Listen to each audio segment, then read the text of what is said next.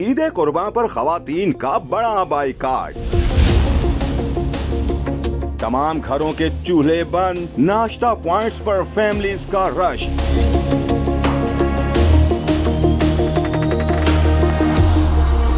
آخر یہ سب ماجرا ہے کیا؟